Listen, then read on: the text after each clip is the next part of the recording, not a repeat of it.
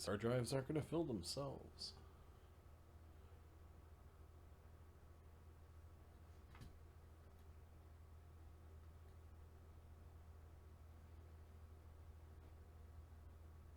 Greetings and welcome to Die Dragon Die presents The Titan's Gift! Season 3, Episode 24. I am your DM and host, Marty, joined by the full Seattle crew. How is everyone doing on this fine Tuesday? Let me make your mics as hot as the Bostera sands. There we go. We're having a discussion about incorporeal AC. It's your dex, it's your dodge, it's an insight bonus, but I'm pretty sure, and I think Matt's going to prove me wrong here in a second, but I'm pretty sure you don't get deflection because you can't deflect a ghost. No, you do get deflection. How do you deflect a ghost? No, it's essentially a force effect. Deflection is a force effect. Ghosts also, their charisma is their deflection bonus, which is interesting. I'm playing a ghost. Sounds really dumb, but okay, yeah. I believe you. Max, come on, you've watched Supernatural. You know you can deflect a ghost, man. Deflection, insight, dodge, dex are the things that affect all of your ACs. And then there's a difference between incorporeal and touch AC, which is annoying, but yeah, incorporeal just adds force armor effects. Yeah, which means that mage armor and shield will also apply. Yeah. So with like ghost touch armor. We're doing great. You're doing great. Okay, well, at least deep in incorporeal bonuses. The pregame chatter was about rules. Okay, fine. So during the countdown, I mute because then I mute their mic so they continue their conversation. So I don't catch about 10 minutes or 11 minutes of their pregame chatter. Every game, this is for all the players, both campaigns, just the way we have audio set up.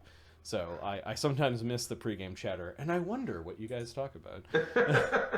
Gone are the days when we sat around the table in your house. I can see you guys, so if you're doing anything, I know not to switch it on. But I don't know. I don't know what you guys are chatting about, which is fine. How is it? Scheming. Well, that's fine. Players need a chance to scheme a little bit too, or figure out what they want to do, or I've got an idea for tonight, guys. You know, that's a perfectly valid thing. How's everyone doing? I haven't seen you guys on stream in a few weeks, but we watched hockey a couple weekends ago. That was awesome, by the way. That was a lot of hockey fun. was great. Yep. I was such a great game. Got to see them win. Got to see a shootout happen. A game come down. Weren't you just saying that you didn't really see that? I saw it.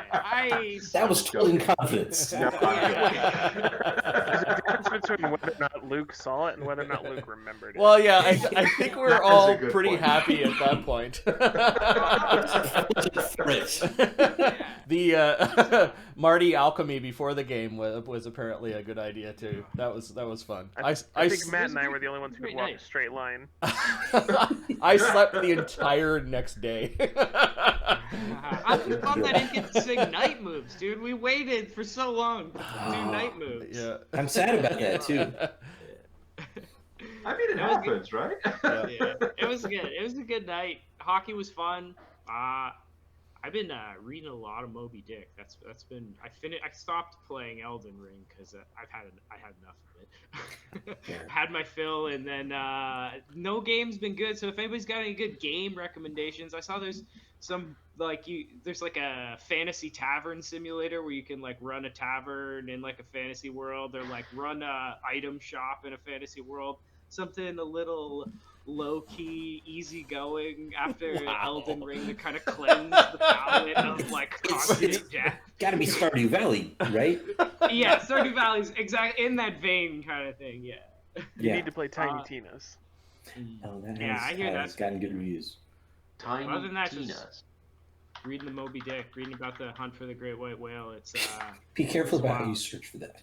Yeah, safe search on. Classically. That is a good book. I enjoyed it. I never read it, and I don't know. I wanted to read like one of the like good old timey books. The books are like it's like the best thing anybody's ever written for like hundreds of years. So if you want your All character right. in this game to go open a shop and not adventure and do cool things, you could make a new character that would. The shop game. like, I just oh, want okay. a day job in the fantasy world. That's all that game You're gonna is. sim Second Life your fantasy roleplay game, Yeah. basically. Yeah. We were playing Tyrant's Grasp last weekend, and one of the shopkeepers was selling like this spiced curry roll or something like that, and I was like, "That's how you know it's a fantasy game, because I get to eat whatever I want and not pay for it the next day." Eat anything you want. You can lift heavy stuff. Your body doesn't hurt. That's great. Yeah, we had a funny one over the weekend. It was Earth Day.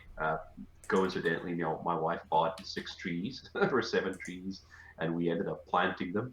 And by the time we were done planting them on Saturday, we were just so tired. And she was like, "Well, there's this boulder that we still have to move." So we were just standing there, both completely beat, looking at this big ass boulder, going, "Are we gonna roll it all the way from here to all the way over there?" And we're so tired. And we did it. So, Did you? yeah, Nice. yeah. We were like, when we got to about halfway through, she was doing like a Jeff Prost and Survivor, going, "You're halfway there." It's like 10 minutes into the challenge or So whatever. it wasn't a Sisyphean task where like you got the boulder there, like, nah, I liked it back where it was before. No, we had to move this one because this boulder was squarely in the way of one of the location where we had to plant one of the trees. So we absolutely had to move it. But yeah, you're right. That would have been not happening. That would not have happened.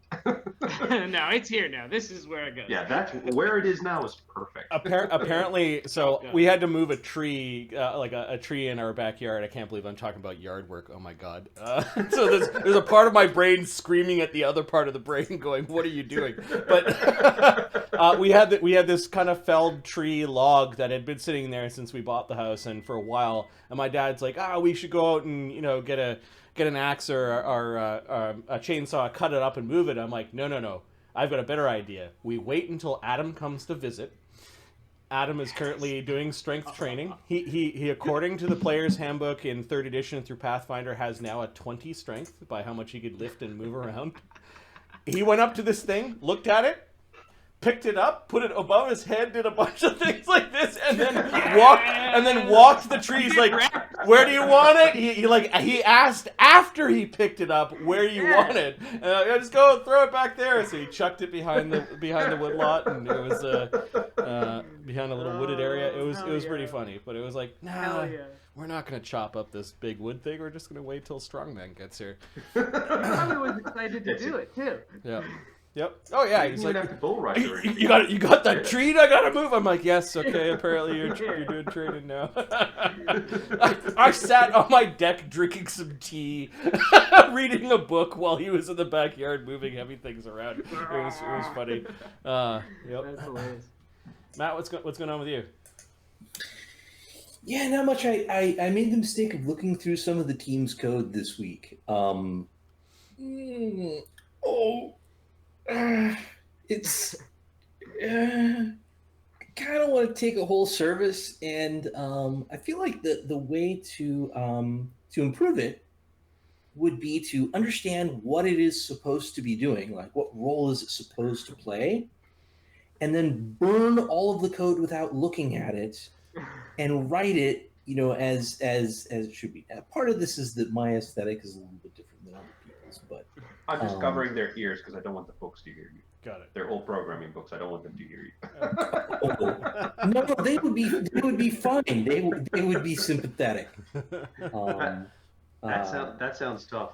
Yes, it's been a lot of work lately. Is it a I big have ball? played a little bit of Elden Ring though. A big ball of mud without any documentation, with no comments.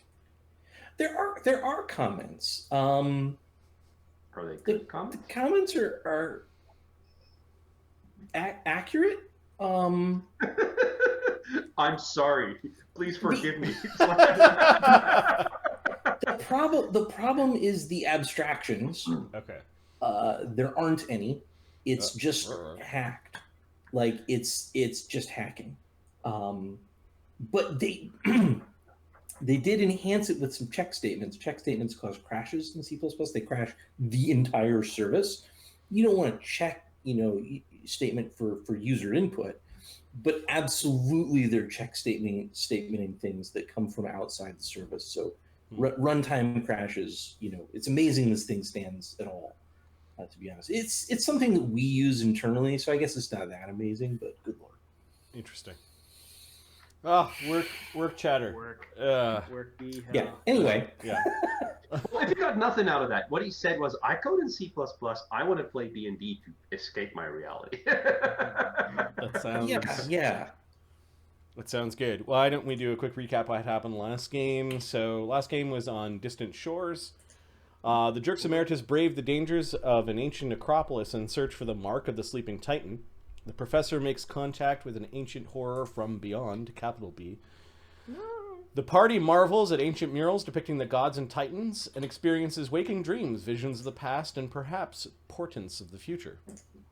I think they teleported out of the place before the creature woke up again, or before it started attacking again, and they made a discovery deep within the Acropolis. They found a thing. What was the name that I gave it? The Tartarian Orb of... I don't have my notes in front of me. The Tartarian Globe of Pearls. Right.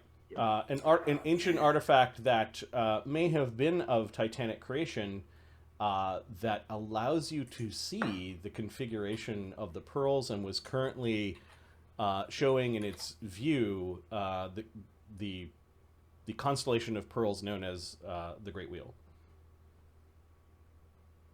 with Grand Station at its center. Unfortunately, watching using the artifact was not very portable, and the creature was waking up the Mother of Smothering Arms, which you did see within the visage. It seemed like something was kind of on top of the Pearl of Bostera, and there was a strand leading off into the darkness, like off the side of the map. All right. The group then teleported back to the House of the Moon, and I think we just kind of pick up where we left off. The warriors of the House of the Catfolk warriors of the House of the Moon do notice when you return. You don't initially see Akram or the Moon Maiden. We've been gone for like an hour or two. Yeah. Like, yeah. How long would we been gone for? Because like these guys, they kind of think these guys are maybe a little crazy. Marching to their deaths here. You shadow walked a 3-day journey, turned into 3 hours, and then you explored the place in probably 20 minutes. Yep. And then teleported back. So it's high sun. You don't see a lot of activity outside. It is a warmer day. I actually forget what. Walk in out of the dusty plains like cowboys. What season you guys are in? I think you're in the winter season. Where are we? Wasn't it? Is the season here different than the season in Grand Station? Yeah. No, it's not. Then we're in winter, I think, Yeah. still. Or like start of winter, right? Yep. There's just a kind of a harsh sun, a little bit of wind, and a little bit of sand and grit that is being kicked up. You could see two catfolk warriors at the front of the House of the Moon. They've got basically like head wraps that are pulled up tight to keep the dust at bay. They kind of glower through the mist of the sands a little bit to see all of you come back, and then come out to greet you. They give you a wave. One of them actually like salutes his spear in Thurgus's direction. You made an impression with them when you were taking on that great beast. I put a fist to my breastplate and I'll wave. Salute first and then wave. They're now staring at Tech, and those stares are not out of respect but suspicion and perhaps hatred. There's definitely history between the Rakastas and the Catfolk and the Kreen. Tech seems to not be like, he doesn't react to it very much. He just glances at them and looks back to Faroesae, and then is like helping carry some of the treasure that you got from the Acropolis, which I've now detailed in the sheet. I forgot to mention. So there's stuff. We talked a little bit about that too while we were muted. Okay. Yep. Matt gave us some pro tips. Yeah, there were some items that that were pretty easy to identify whenever you guys have a chance, because your spellcrafts are actually through the roof. So there was nothing. The most complicated item would have been the Cloak of Orange, which looks like it's already been deposited on somebody's sheet. Yeah, the professor has that now, Put it on the yeah. professor. Okay, got it. Yeah. Yeah. We cast haste and just did it. Okay. They let you inside. They assume you're coming inside. They don't stop you in any way. We've returned from the Temple of Iambulus. Libations, please. We are great heroes, of course, returned from conquest once again. Oh my. Please, code something. Okay, there's a trio of moon dancers. These are minor priestesses and oracles of Iambulus, the spiritual sort of sect of their tribe. You do see that they're standing in the chamber with the dimensional squares. There doesn't seem to be many catfolk that are visible. They might all be in the living quarters or the various other shrines. You guys, Tech stays outside. Okay. With your He's with me, but out of respect, he's willing to stay outside. Give me a diplomacy check. You're asking for a favor. You're asking for them to overlook their hatred of Thrycreen so that he can come in their sacred and their sacred spot. And I set the DC at 30.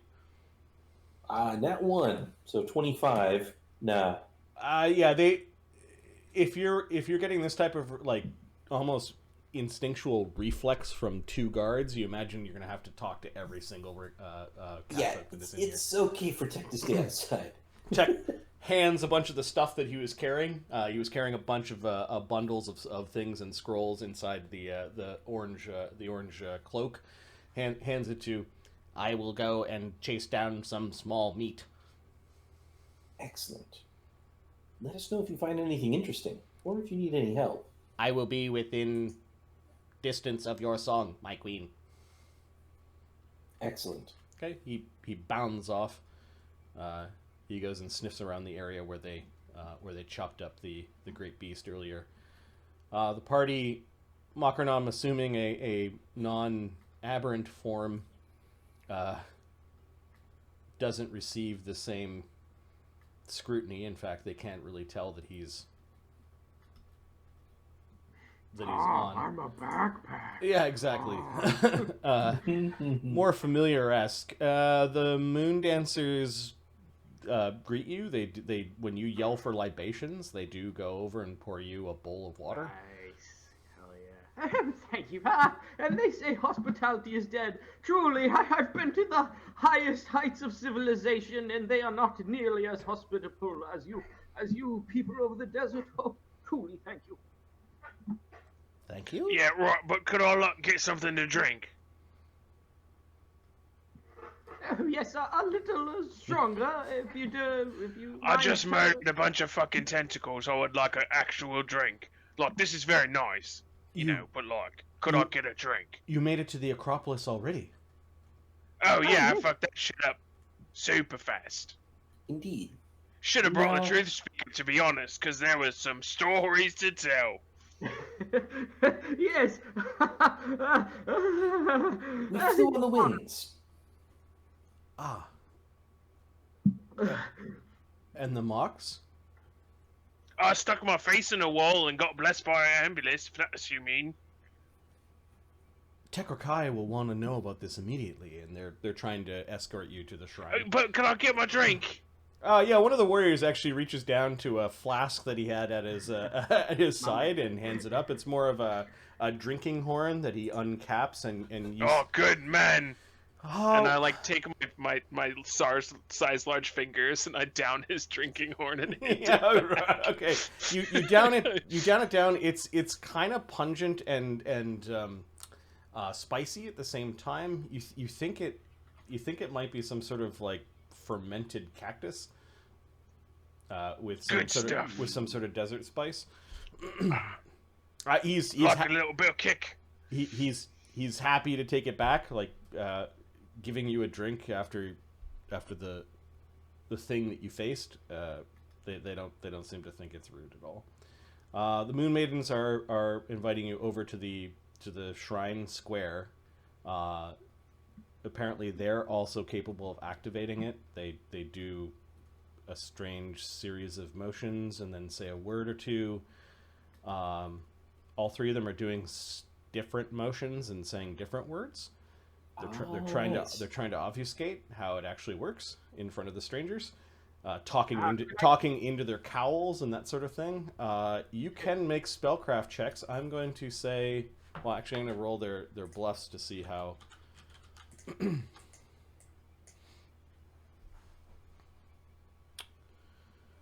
Can I Okay. do a linguistics check against this since they're trying to like cover it by them all talking, or is this strictly spellcraft?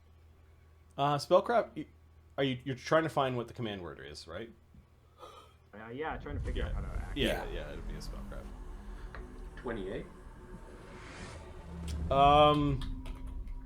They did a good job at obfuscating. You'd want to hear it. You'd want to hear it again. 44. Are we still in telepathic bond?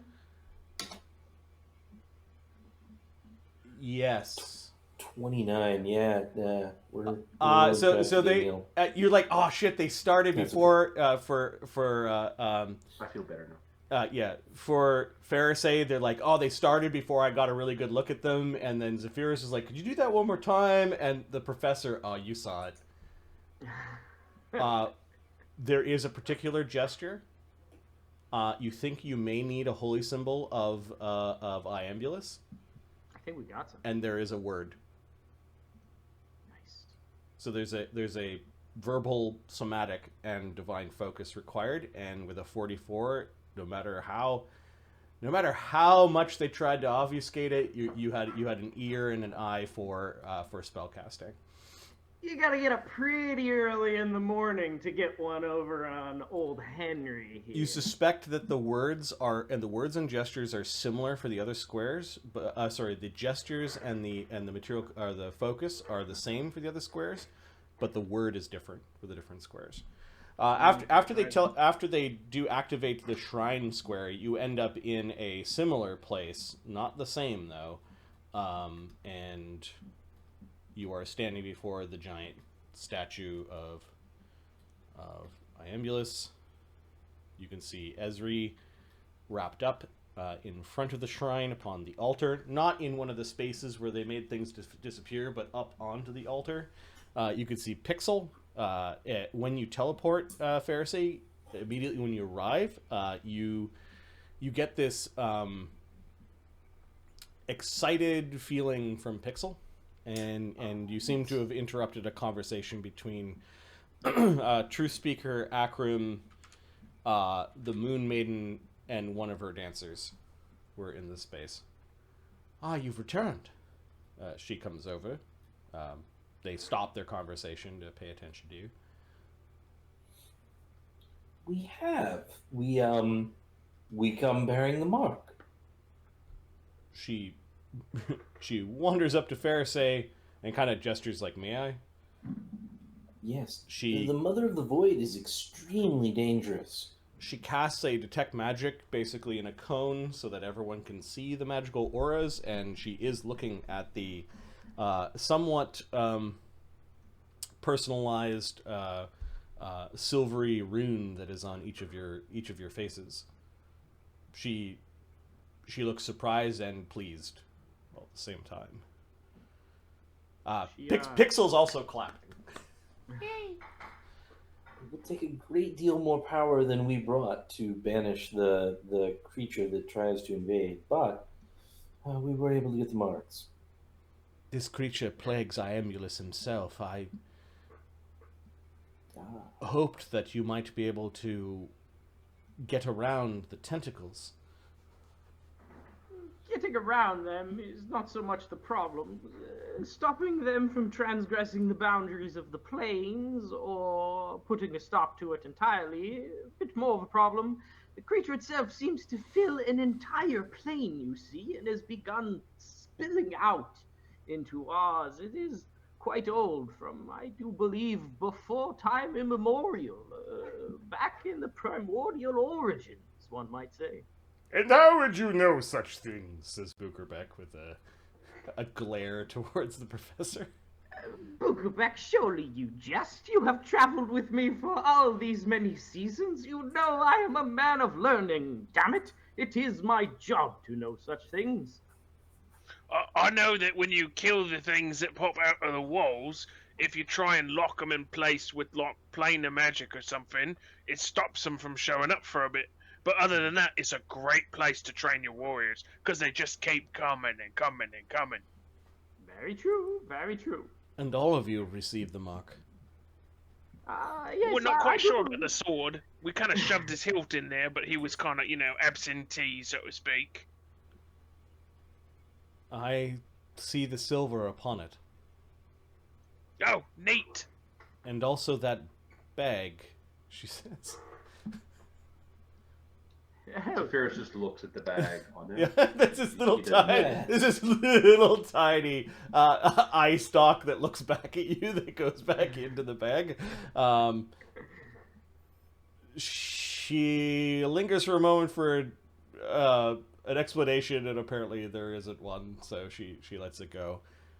With this mark, we stand a chance. Yes, says Pixel. Faroesae. Excellent. Faroesae. Yes. What have you learned? Ezri's soul has gone really far. Oh. Her dream walk took her to a different constellation. Oh my. Interesting. We believe that Ezri, like a moth to the flame, was attracted by a light. Ah. A blue light? No, she says quickly, like she doesn't want to talk about the blue light. Yeah, that's Beyond the good. blue light, there's the light of life. Ah. You speak of Heshmala. She seems unsure. Ezri spoke of it with some insistence that it were real. Perhaps. I must admit this is beyond any distance that I have ever traveled in the dream realm. While the dreaming Interesting. distances are strange, think of it as where people are clustered, the dreaming is strongest. So in the Yes, pearls, yes. we have many living creatures that sleep and dream, that have received Iambulus's blessing, that we can go and visit. To visit another beyond our constellation, she has braved some dark and some empty places. The light may the light may very well be just many lights together, so far away that we cannot tell one from another, or it could be something else. Interesting. If one were to travel this vast distance between, tell me, Moon Maiden Tekrakai, do the creatures who dwell in such in-between places, the Demodans, do they dream? Are they creatures you have walked amongst and can use as traveling stepping stones to the light? Demodans. Yes, I do believe. We had an unfortunate run-in with some tar-heeled. What were they? I begin to understand what sort of scholarly pursuits you have. I think I understand Mr. Bukerbeck's concerns. Well, if you forgive me, Moon Maiden Tekrakai, I do not believe if one were to look outside and observe the world, they would not get the impression that it is, in fact, a crumbling place full of monsters invading our reality from dark places and beyond. It is... A scholar must learn what the world gives him to study. Demodans are creatures that I think can enter the dream in totality. Some creatures that are angels and devils, monsters from beyond, outsiders, I believe, while they can sleep, they can also project themselves completely. How very interesting. It is possible for one to do so, but to enter the dreaming without the ability to wake up is truly dangerous. Does it allow travel to other places, though? Could you wake up corporeal someplace else? Do the dream?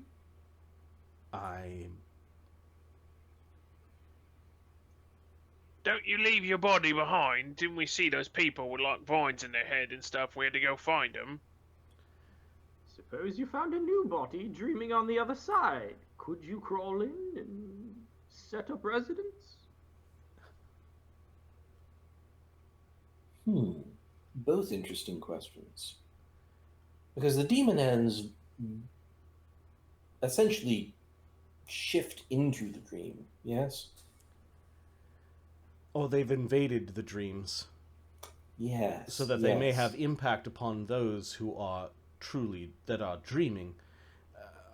We do know of ways to actually enter the dream realm, but in our experience, anyone who does so never returns. Interesting. With those marks, with those marks, however, we will be able to anchor you to this temple, and you might be able to traverse and find Ezri, who has gone to the light, without danger of you being severed. Oh, interesting. It's a danger that perhaps she did not know when she entered the dream state.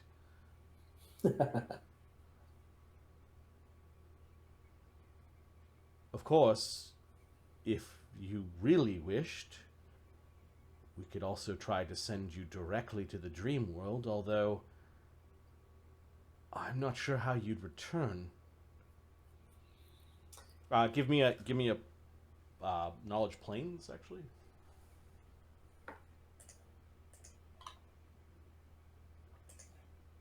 Yeah.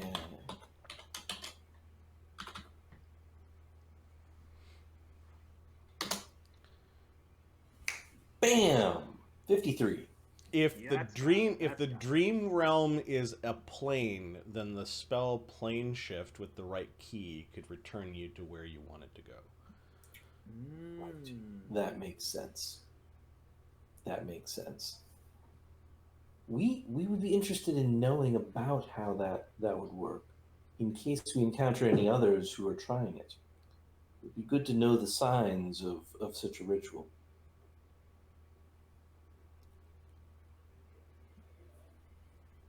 The ritual we can begin to set up here if you wish to remain anchored. Your persons will be protected by Ambulus and by our tribe. This is what we want with you and with Yes. Ezri. Yes. Then we can but we can start our preparing. Curiosity is great. We can start preparing for that ritual as soon as you'd like. It may take some time for us to set it up. I think you should start preparations. We have a date with a worm, I believe. We will need someone to observe. Yes, here, present. This is Akram.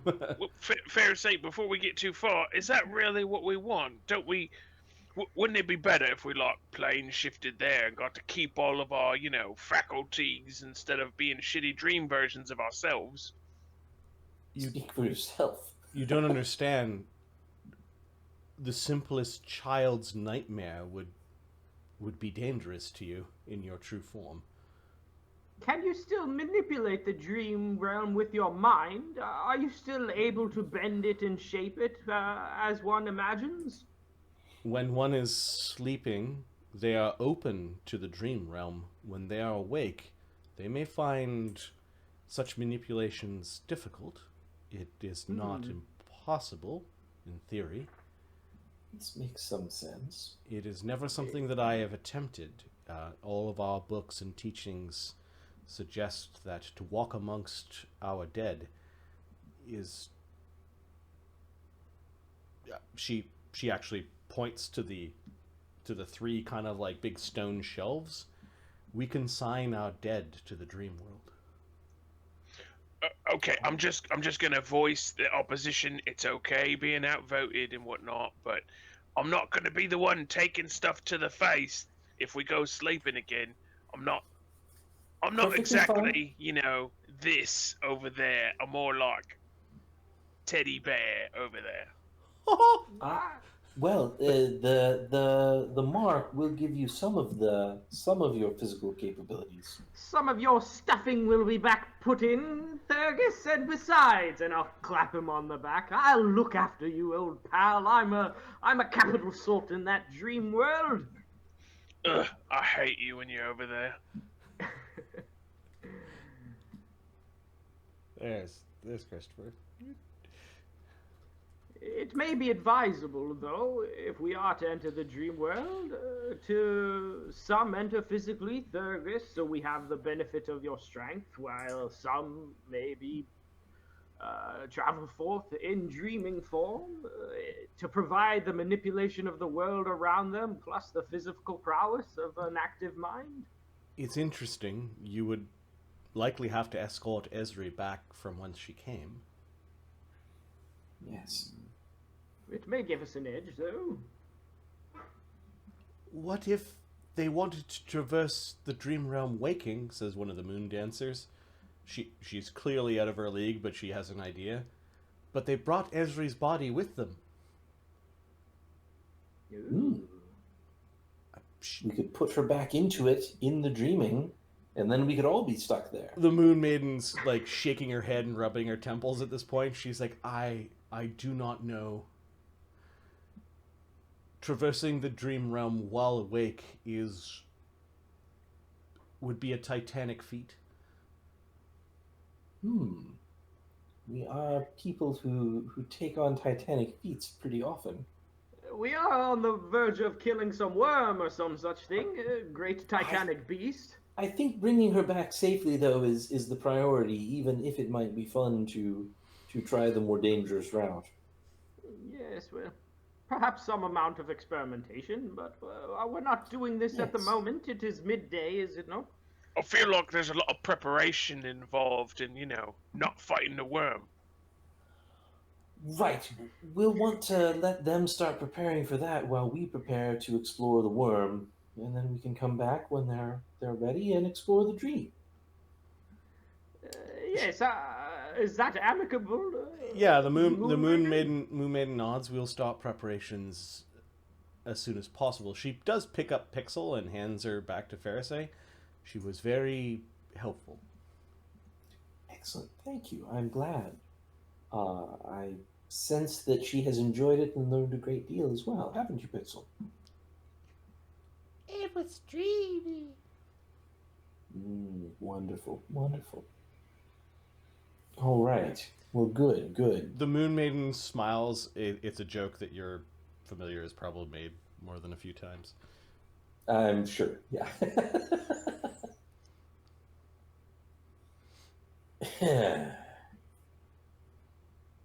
Well, Thurgus, I suppose now is the time you'll be filling us in on your master grand plan for slaying, what is the worm's name again? Sorry. Oh yeah.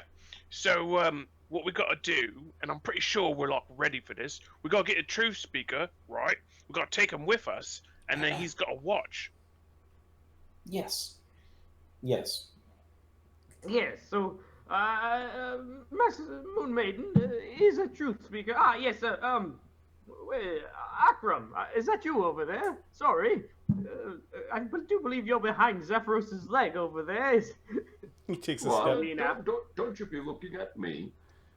He takes a step over. Yes, I have already agreed to come and watch you and your great exploits in interacting with Cindermar, as dangerous and likely to result in death as that may be. Yes, do keep in mind that I'll be, with you, there to observe only. That I will not be permitted to... And she glances at the Moon Maiden. to help. Would it be considered helping if you were to say, bring a large parasol, perhaps some cooling refreshments, so that after Cindermar has slain, or what have you, we will have some libations in the sun? I prefer the shade, but I do not see a Yes, problem. the shade. I do not see a problem with that. It is not the great deeds of you downing libations that I'll be recording.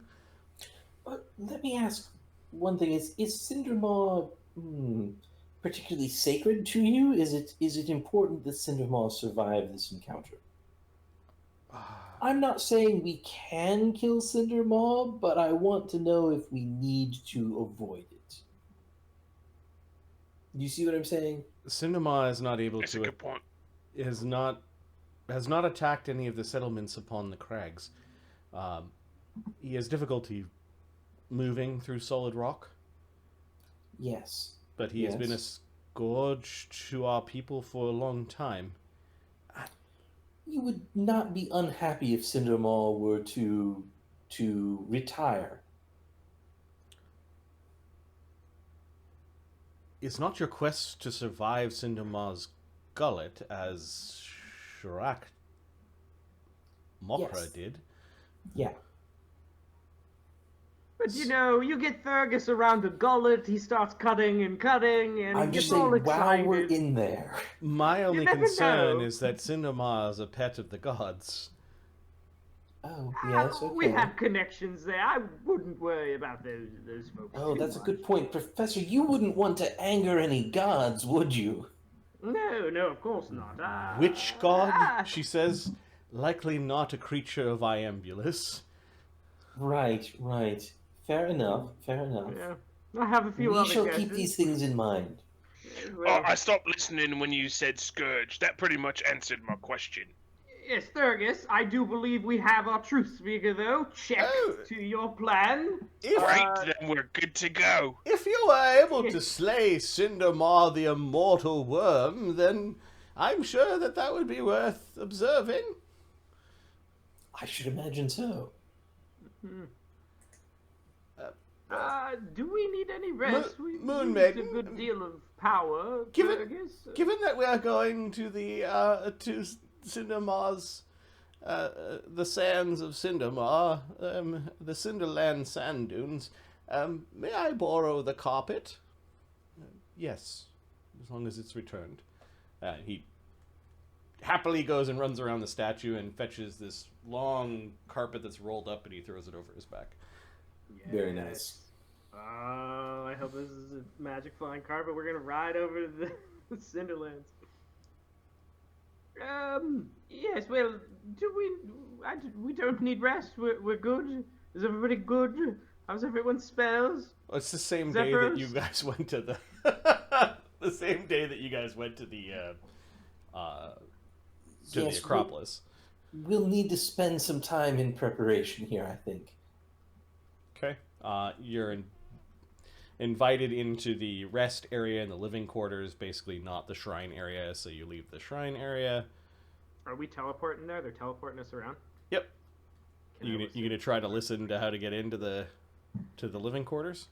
Yeah, I mean, I'm just gonna listen anytime anybody moves me around in case I need to move Okay. myself around They later. they aren't trying to obfuscate the living quarter password. All right, so I got living. So quarters. this is just a spellcraft check. The DC, because you're watching it, is 15 plus double spell level. 1d20 plus. Where do we go? 40. Uh, Probably got that one. 35. Yep. You guys see it's still a holy symbol, a particular gesture, and a command word. Very similar to the other command word. And if it's following, do you speak Bastani? Both. This is the professor because he knows what the other one is. When you guys haven't had a chance to talk. Yeah, I do speak Bastoni. Give me a linguistics check. Nice. They Invest changed so one heavily in syllable, and it's going through some pattern. 31. And if it follows the same pattern, it's the next area is the next Like syllable in the the next vowel, basically, that is swapped out. 31. Yeah, the next vowel. Do I know? Instead of cha, it's like chi, and then it's like cho next kind of thing. So you suspect you know the command word. But I don't know where that would. You go. don't know where that one has gone, and you don't see a lot of traffic to that one. Mystery room. You do end up in the living quarters, and you're provided with a place to rest. They do feed you. It's like a chickpea mash, some like naan bread, and some desert fruit.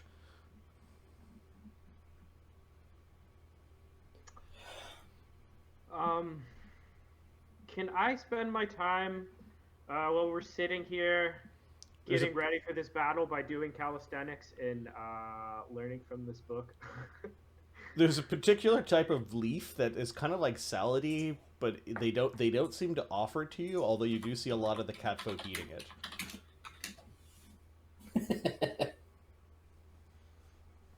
Maybe they already know that it's for catfolk. They kind of just like rub around after they have some. They don't like eat it like they're eating a salad though. They eat it like one leaf at a time, and they seem to chew on it and suck on it a little bit. Yeah, do they get all frisky and crazy and flop on the floor? A little squirmy. Yeah, a little squirmy, but flop on the floor. Yeah. What were you asking to do, Professor? So you guys are gonna, I'm trying to. You guys are gonna rest. Are you guys gonna rest here today and leave tomorrow? Is that the plan? Yeah, I think so. All right. So you've got about 6 hours of stuff that you could do outside of. So I have this book to move with shadowy grace that if studied I can increase acrobatics. Mm-hmm. And so I've read it for 8 hours. I still need to do 8 more hours of dancing and prancing to gain the benefit. So I have to do some kind of like calisthenic moves here. Professor decides. Can I find a place where like it's a cool looking area like I do, kind of like set up for the montage? Sure, you could leave the place and go to the roof of the tower. There are 1, 2, 3 stories above you. It's kind of like a ziggurat tower. And you could go and do your calisthenics like outside on the top of it. So that's what you're doing for 8 hours. At sunset while the sun's going down. On the way out, I'll nudge Thurgus and like, I think I'll spend my evening doing some training then. What are you going to train, like picking up your quill? Oh, I was thinking more speed, finesse. The arts of battle. Right, well, you should probably get some meat on your bones first. And I look at, like, his dead arm. I don't think that's gonna lift anything, mate. And I, like, poke the squishy bit. Because it's, like, padded, right? Yeah, he's got it wrapped up. I got a nice, like, glove. Like, I bought, like, some kind of desert snakeskin or some kind of like long glove to put on it. Okay, Bukerbeck ends up spending the time chatting with Akram. What are the rest of you guys doing for like the rest of that day? Yeah, I think we're going to be discussing some of the things that we need to prepare the next day for what we want to do. Yeah. So we're going to go out into the desert. So Zephyrus is probably going to want to do an endure elements on himself. Is Mockernum going to go with us? Oh, yeah? To go see a big worm? All right, Mockernum, you're going to come with us. I will prepare an endure elements for you as well. Okay. I feel like we're going into a stomach. A stomach of fire, maybe. Acid and fire seem likely. Yeah, so we definitely need a life bubble. Life bubbles for sure. I'll make sure that we have plenty of life bubble. Teleports to exits post haste should we need to. Yep, and we need cold spells. We need to try cold on it. I'll also protect from poison in case we find that there are ichors and vapors in there.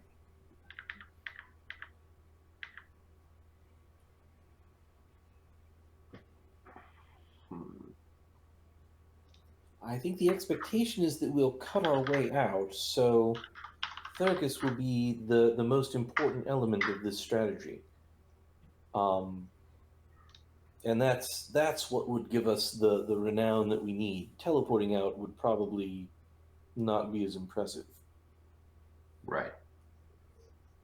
So keeping people alive, freedom of movement is probably valuable. I don't have any of that. Do we think we could actually be swallowed if we got freedom of movement, though? That's an interesting question. I mean, I think that Cindermaw is probably so large that we could simply choose to walk in. We could dimension door in. But that's a thought. So where are we gonna find this Cindermaw guy? I think it finds us. Oh, okay. Not here though, right? No, I think if we go out into the desert and we make a great big noise somewhere or something, I don't know. Maybe I've been reading too many Frank Herbert novels. I don't know. It should be so large that we can see it from a distance if it's not burrowing. Oh, there's not a lot of water out there. You sure you want to do this? I'm absolutely positive. Really don't like deserts. I mean, you don't have to come along if you don't want. No, I'll go, but you know, I got a pruny. You want me to put you in like a water bubble or something? Huh.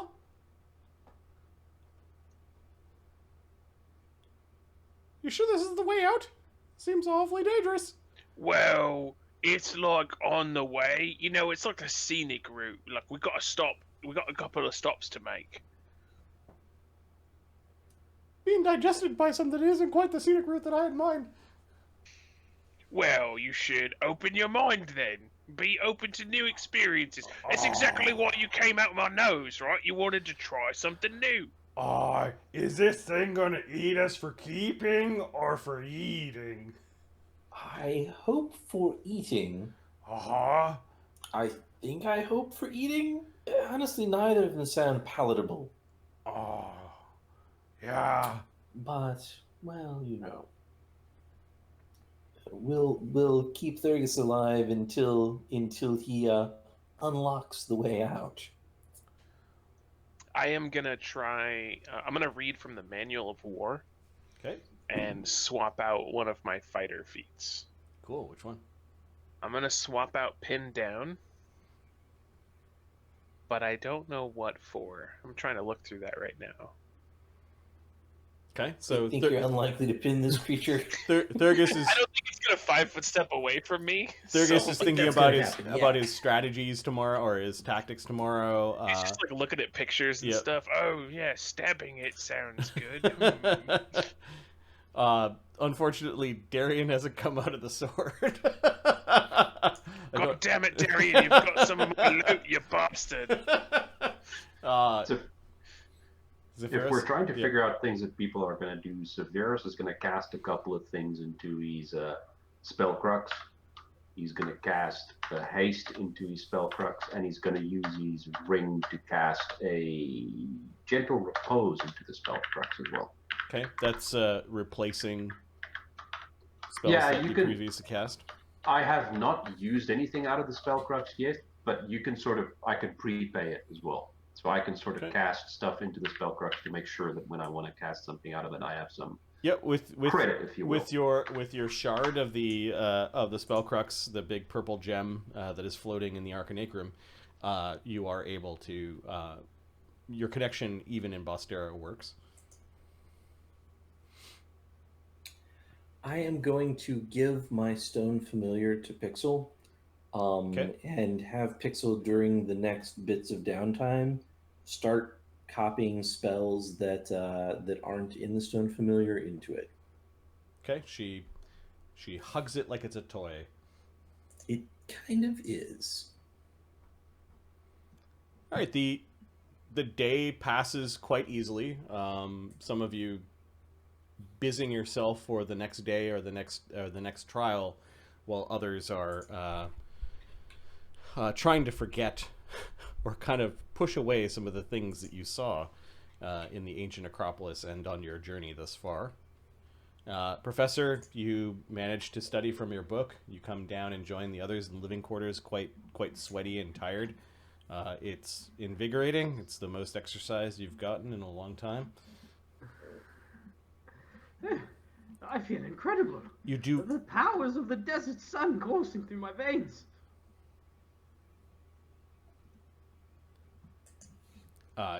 You do get some strange looks from the catfolk, but none of them have really stopped you.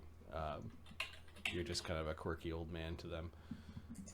I now get some kind of bonus to acrobatics.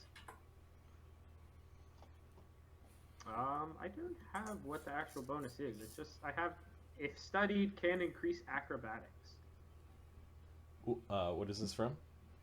The move with shadowy grace. It was written by one of Arya Shere's acolytes. Yep. A book purchased from, I think I purchased it from the what's his face, the old Fant guy. Oh. When we were there, when we were picking up Esri, I was like, hey, you got any books for sale? He's like, here's a pile of them I've already read. I don't care. Help yourself. And I was trying to pay him, but I'm like, give him some money. He's like, I don't even want this money. And it was, I come to learn later, like a wildly smaller amount of sum than the book was worth.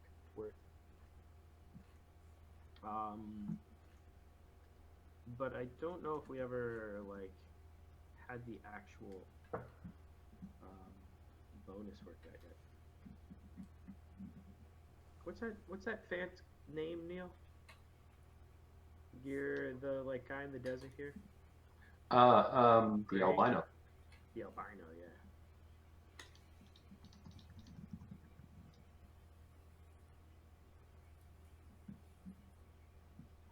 Huh.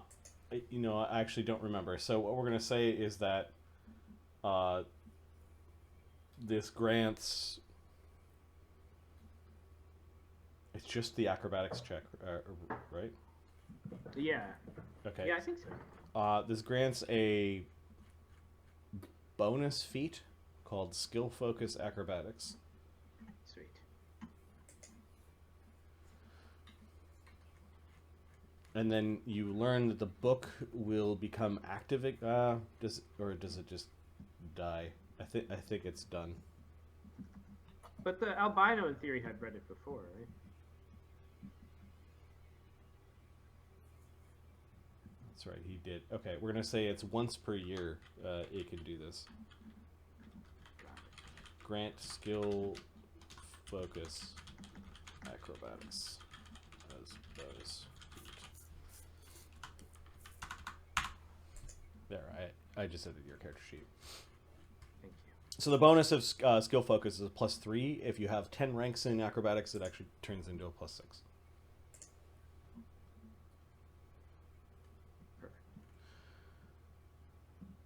All right.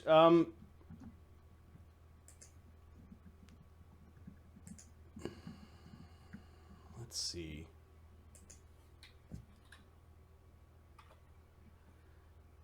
Thurgus, you that evening you have a bit of a vivid dream. Zellara you can see her actually knitting your cloak, your blanket. Like she's sitting at a table, rocking back and forth, and she seems to be knitting or stitching it. She is not the woman that knitted the blanket. That would have been your mother or your grandmother. You know that she's done something to it. It's your blanket that lets you get big, right? She's got her back turned to you, and she seems to be rocking back and forward, and she's knitting. Zellara, is everything all right?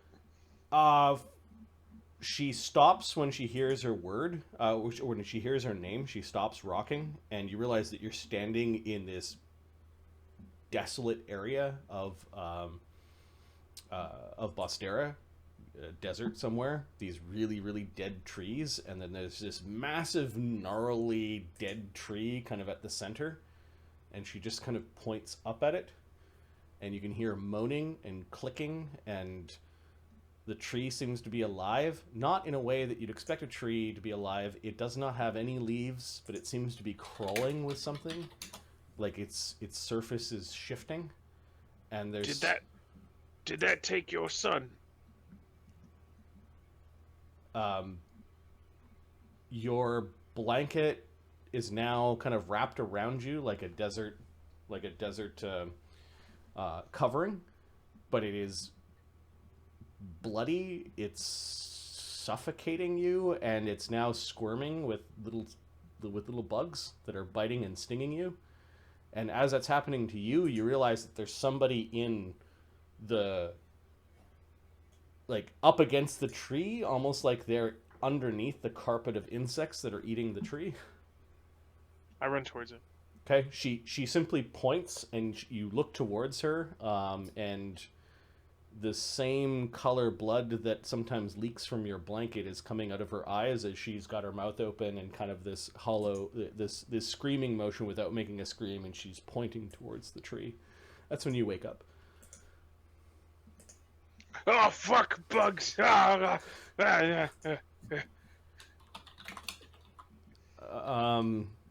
Thurgus, you seem to know the direction of the tree from here. Is it in the dunes? It seemed like there was sandy desert, but there was like a really old, sparsely vegetated place that were once trees that were now kind of just dead bark sticking out here and there. But you saw, maybe it's on the edge of the dunes. You know the direction, you don't know how far, but you could feel Zellara pulse in that direction. There was something familiar about the form that was underneath the carpet of insects. Professor, or someone equally nerdy, I need a map. I'll look up from my research over there. Probably in some kind of... Yeah, this was early. This was early in the morning. People are beginning to stir. Daily preparations are starting. Yes, a map. I'll look through my notes and find my... of the pearls, or of No, the, like here. I think I know where we gotta go. Yes, Okay, you see in Bostera, there's like a sickle of rocky hills that you seem to be traversing along to avoid the Cinderland desert and the really sandy part.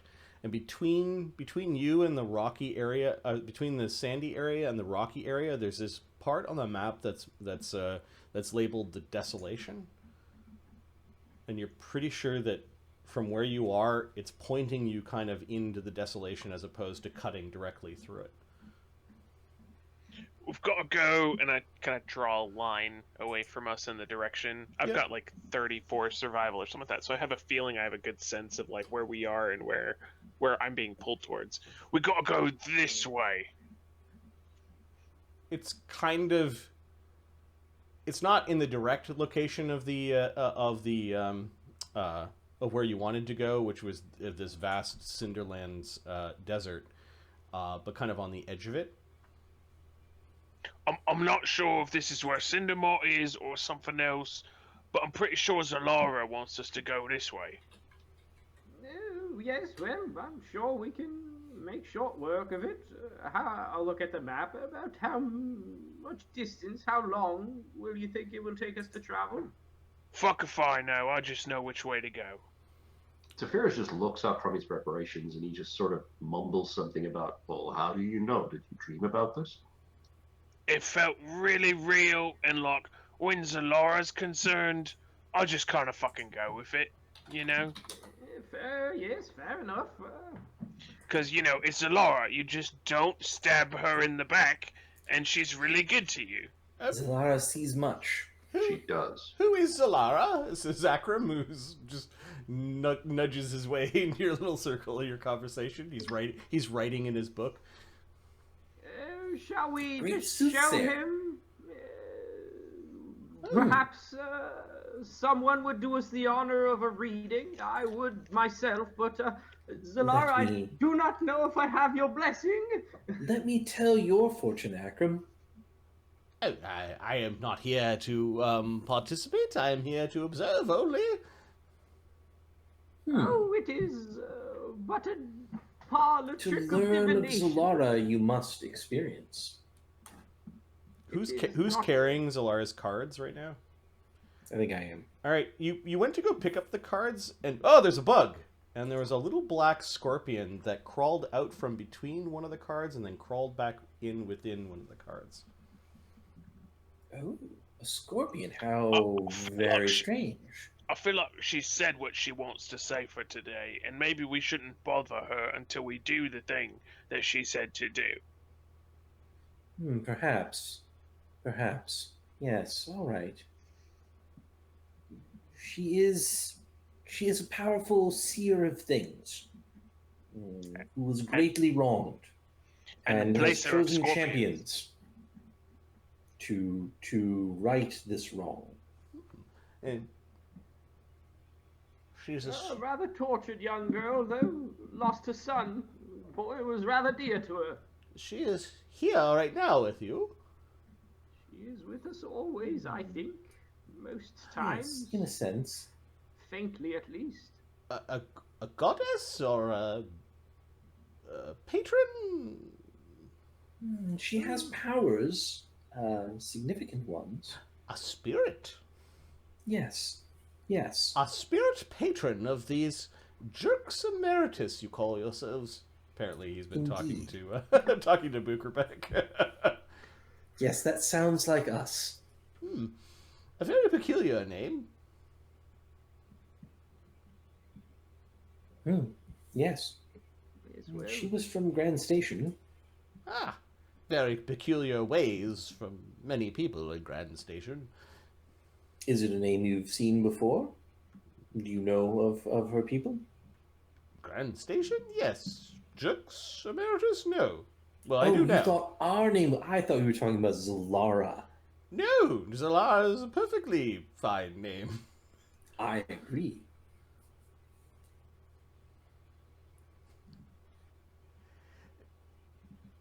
Curious that you honor being rapscallions. I suppose history is full of renegades and rebels. Do you see yourselves as rebels? we are but children of the times, unfortunately. I do not know how much you leave your desert enclaves, Akram, but the world has become dangerous and cruel and strange. It Just gives trying to rise get by. Well, heroes such of ours. The Rakasta of Bostera are no friend of your new queen. No, she is rather awful, one might say. Some say she's possessed by a evil dragon, demon abomination, tied to the crown she wears on her head. Some might say that. Let's just say some of my folk have observed how she treats her own people. And the way she treats her own people only leads us to conclude, or some, that that is how she would treat not her people would be worse. Yeah, yes, well, she gave us all the blood plague. I don't know, for fun, for some sort of means to an end there. That was quite awful, quite awful few months there to live in the Grand Station. Yes, the tribalists and the mockstanders amongst us that live in Bostera Station were not immune to this plague either. Yes, well, you had fun with it too then. Hordes of zombies in the streets at night, afraid to go outside. While some of us may not have gotten sick the same way the humans did, we still had to deal with the bitiness. Yes, well, it was a rough couple of months there. Good time for a vacation, as I recall. Yes, thankfully Bostera has many wide open spaces, is very dry, and people are very spread out. Yes, well, lovely. But yes, she is rather cruel. So, you wish to go to the Desolation? Well, this is a very dangerous route to get to the Cinderlands, which is also a dangerous place, it appears that you are attracted to the dangers as opposed to seek to avoid them. Oh, yes, well, if you do what people least expect, go towards danger, they probably won't follow you because they think you're an idiot. He gives you a long stare and then writes something in his book.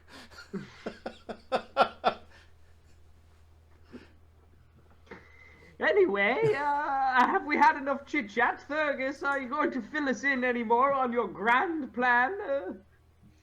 Oh, everything's changed, Professor. We're gonna go that way. Yeah, it's about it's kind of in the direction as well that you went the previous day to the Acropolis.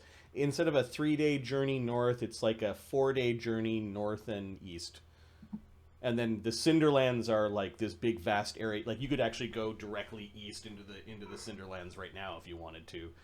So it depends where you want to go. Which means that there are leagues of desert that the Cindermaw traverses. I feel like maybe we should try that shadowy walkie thing again, go real fast, and then if I feel pulled in a different direction, then we just, stop and go back. Yes, I was thinking the same.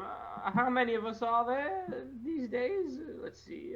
Wait, shall we go rouse the murder bug from his quest for meat? Yes, Tech should definitely come with us if we travel. I'm sure he would love the greatest hunt. He's The been logic lingering outside because he knows that you're gonna go see Cindermaw and doesn't want to miss it. With Tech, that would be 3, 4, 5, 6, 7, and if you're bringing your truth speaker, that is 8. Yeah, it should be good. It's touched creatures per level. Looks like so. What should we get? Your familiars all count as the master. So. Will you be able to transport me with such a spell? Yes, but do stay close. It is rather dangerous in the shadow plane.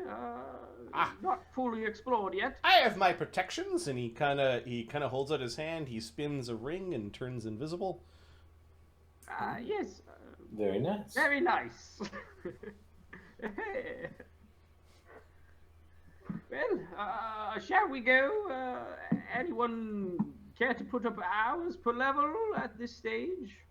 We should likely leave this extra-dimensional space before we go into the shadow plane. Yes, of course. Outside, we must collect Mr. Gaget. No doubt. I think that once we have found Cindermaw, we'll have a significant amount of time to prepare. Don't you I think? believe as well. Yes, I believe so as well. The real question is when to doubt put it. telepathic bond. I feel like it's gonna jump us from underneath the sands. That's an interesting thought. Okay, you see a carpet being unrolled. It's got beautiful patterns on it. When it's unrolled, it lifts off the ground about 6 inches. An invisible person steps onto the carpet. You can see it bob a little bit. The carpet is only 5 by 5 feet. How much resistance to poison do we need? How many people are going to be... It then slowly starts turning invisible when Akram takes a seat on it. Sweet. How many will be in Cindermaw, do you think? It may be best Hopefully for just me. some to stay outside. You may want to take Mr. Gaget in there. That's a good point. Good We at cutting. didn't all go in. That is true. If Thurgus escapes on his own, that would be sufficient. Let me put it this way. If Thurgus can't escape on his own, y'all should fuck off. We Also wouldn't leave fair. you behind, dear friend. Come now.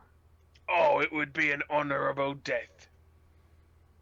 If you are Yes, to but there's work to be done, and you have our best key. Then the Bloodbear will see me survive. This is a very simple problem.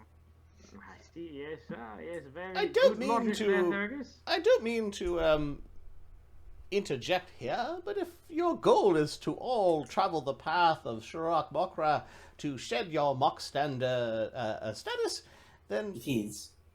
perhaps all of you should take a visit inside the worm. Oh, fun. That Oh, seems great. reasonable. He is great. And Ooh. I'll stick very close to you, Thurgus, and give you the benefit of Zellara's and my own patron's Autumn's. Oh, this is gonna be great, you guys. You can do something brave. No, yeah, it's just what I'm We- normally, we will- you know, out in front, and you guys are all fucked off back there doing like hocus pocus stuff. But this time you're gonna be on the front lines. And he slams the professor on the back. It's gonna be Follow great. your lead. If we shed our Mockstander status, do you think that the markets of all of your people would be open for trade? this guy. I He's been with us too long. He's trying to smoosh a little deal out here. would believe that there are some, especially of the tribe of the sun, who would be willing to trade with people that they see as one of their own. You should come with us then, Bukterback. I think this is stupid, but there may be some benefit.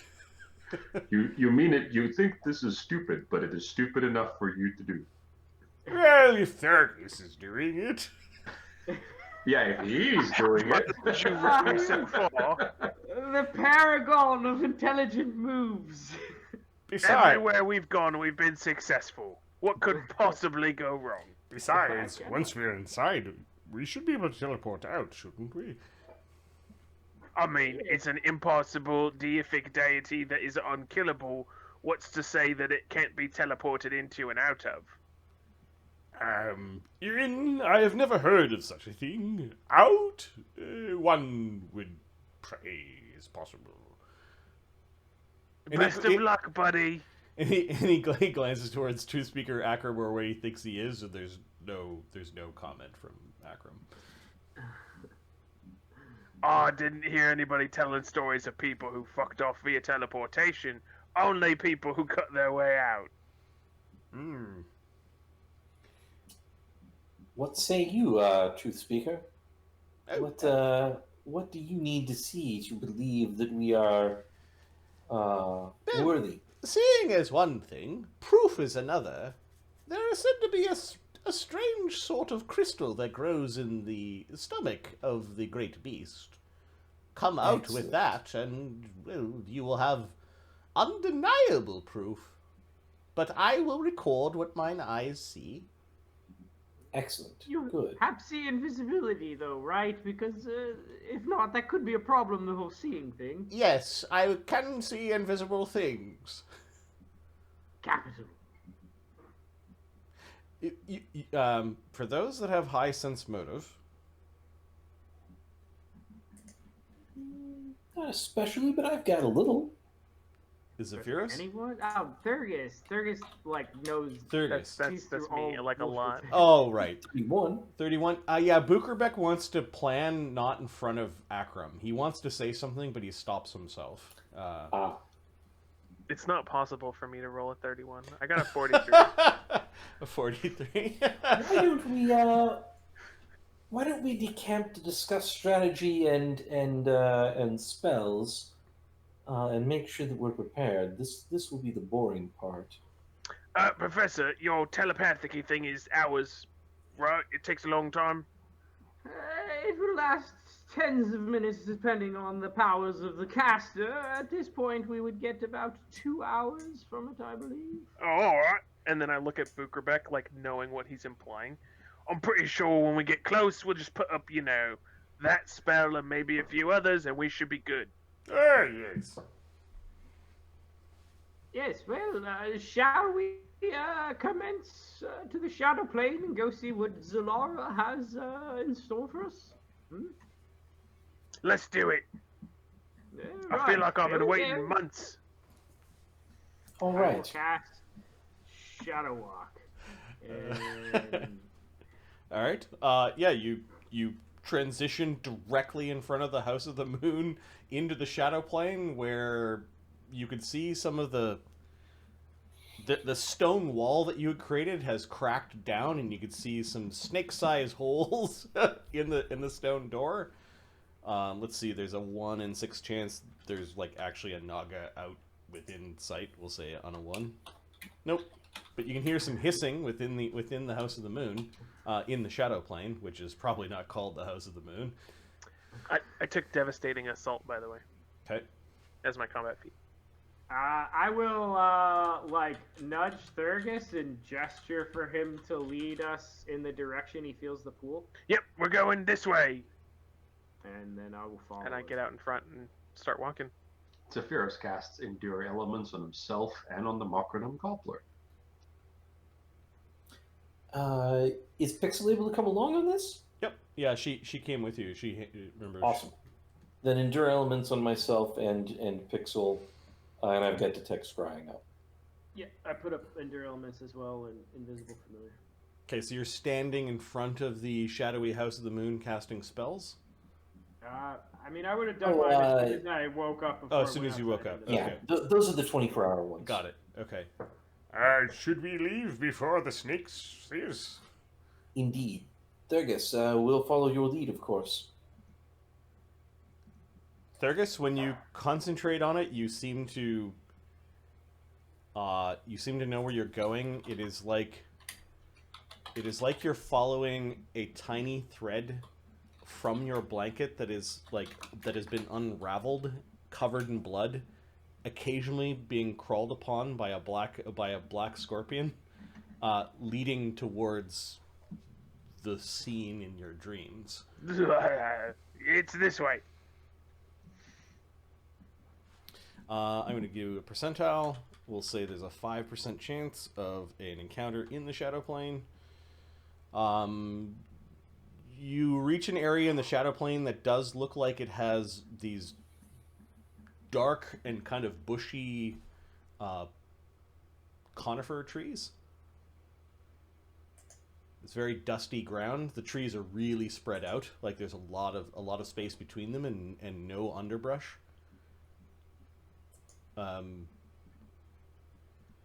There is a weird coiled tree in the Shadow Plane. Does it look like the one from my dream? It looks... Yes, it does. This tree looked like... You're having a hard time whether it's a tree that's been kind of like felled and most of the tree's gone away and it's sort of like the base of a tree, or if it's the root of a tree that's been exposed. It's really hard to tell what it once was, but it seems to be quite dead. I'm going to pause for a second and concentrate on the blanket again, and if Zellara tells me to go away from it, then I'm going to fuck off past it. Okay, you concentrate on the blanket, and you look at the blanket, and it's like you're just pawing at blood, and there's something wrong with the blood. Oh, but there's no more thread? There's no more thread. Like, you're here. Okay, I think it's here. Oh, So everyone has a chance to look at this tree. Give me a second. I do have a picture of it, just not a shadow picture of it, but it's the same in both places.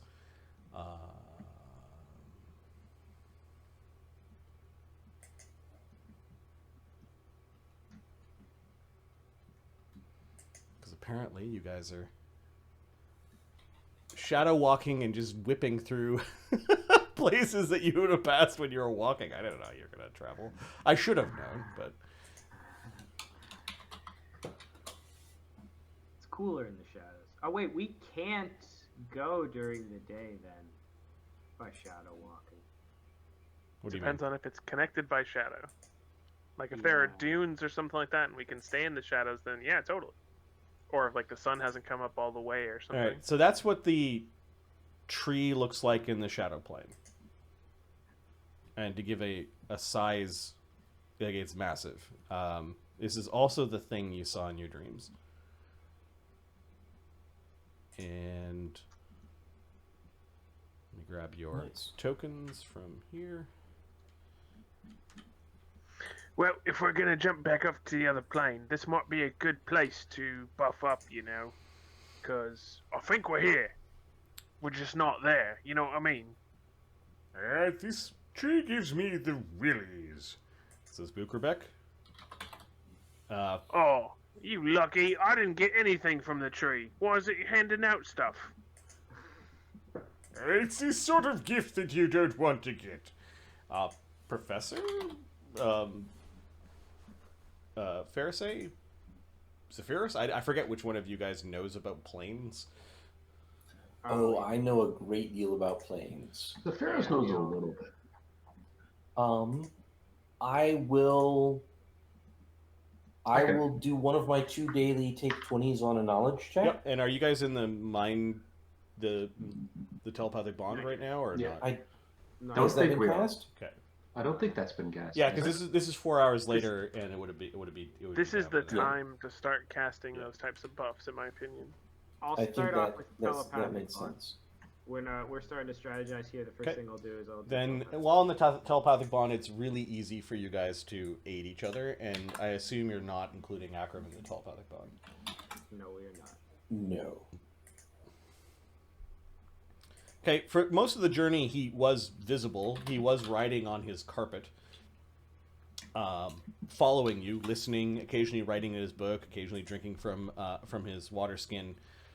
He stops at this place and he's looking up at it, and he seems to, he might actually know what it is, but he's listening to what you guys are doing and recording every once in a while a note in his book. What was the knowledge planes? 53. Does that include the auto aids? Yeah, at Getting least on. 55 then. Yeah. Yeah, I'll auto A too. So 57. We need 3 more. Let's see, Bukerbeck. Does he know anything about the planes? So it's Henry. It's where the gods live. Bukerbeck aids. Oh, we're one short. So Henry, Zephyr. Pixel does not aid. Okay. What was the total? 59.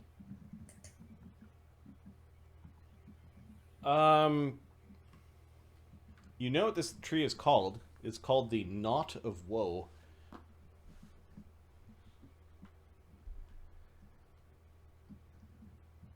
This tree is showing signs around the edges where it's touching the ground and where some of its branches are of actually warping the planar boundary.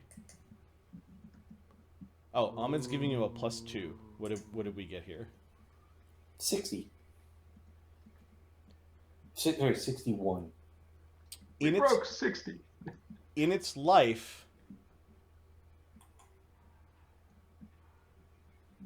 it may have grown between planes.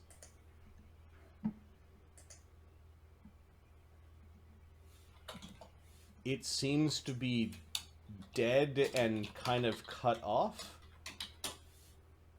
But you're pretty sure that this thing isn't necessarily a tree, but the root from some very, very large tree-like structure. For some reason, it's been severed, except the part that is along the ground here may be reaching into another plane. And I'm going to type to Matt himself. Faroesae actually knows what the name of this tree was called before it was severed, although this is only a thing of myth.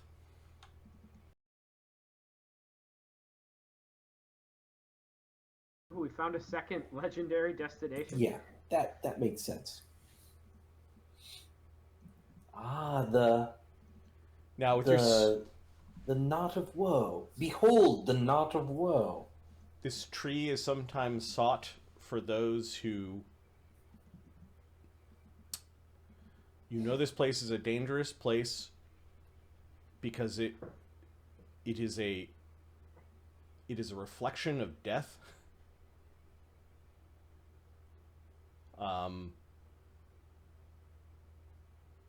it's also a place of power that people may actually try to use or cast spells near to gain portents. It's like a thing of prophecy. Yes. A great root from the plains themselves, still slightly anchored to them, poking through into our world. How fascinating. A place of prophecy too. Perhaps this is where Zellara wants to manifest herself.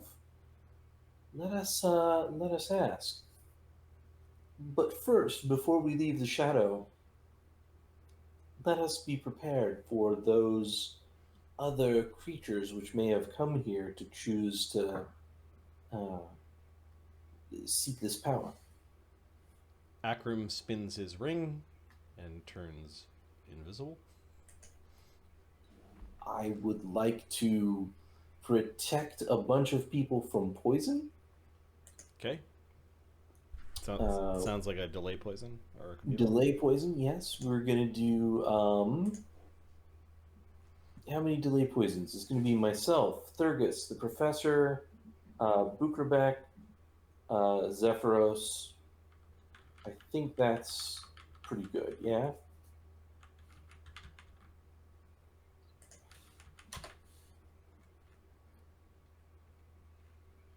Do we also need a life bubble? Somebody needs to cast that. Oh, yes. I'm also going to cast a life bubble. 4 of those guys. We'll slap a life bubble up. We're going to give everybody a little bit of life bubble. So the 5 that I mentioned there, plus the 3 familiars, and Akram. Interesting question. Do we need to give it to the sword as well? It counts as an object now, so we don't need to give it, right? I don't think we need to give it. Yeah. All right. Thurgus and Zephyros receive a weapon of awe from Bukrabek. Oh, plus Mockernum. Where's Tech? Oh, did I not bring Tech over? What level is Bukrabek? And He Tech. is. I haven't leveled him up, but he's 10th. It really doesn't change much in his. Okay. Yeah. It was just more about the duration. Yep. So we're going to say delay poison. We're going to say that life bubble is 2 hours on everyone, including familiars, including Mockernum, including Tech. All right. Bukrabek has a spare freedom of movement. Who wants it?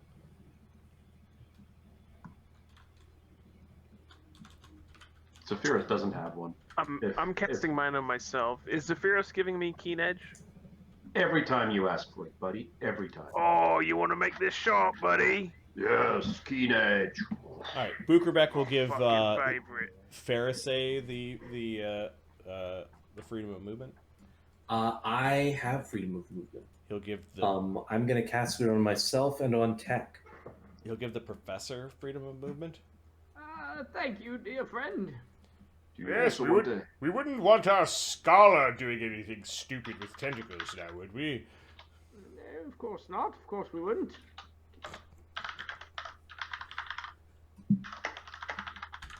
Thurgus, do you also want the heroism greater? That's I mean, that sounds awesome, but that's like... Yeah. Let's do it. There you go. Is that minutes or rounds? Minutes. Okay. I can double it. I can double the duration. Is this the time for me to cast my mighty spells? Says Mockernum. He notices everyone casting. Some now. might Oh be yeah, good. do it, little buddy. Okay. Hey, Zephyros, do you want to be big? Sure. Okay. Mockernum's going to cast Enlarge Person on Zephyros. I'm going to cast Grand Destiny. No. Zephyrus turns huge.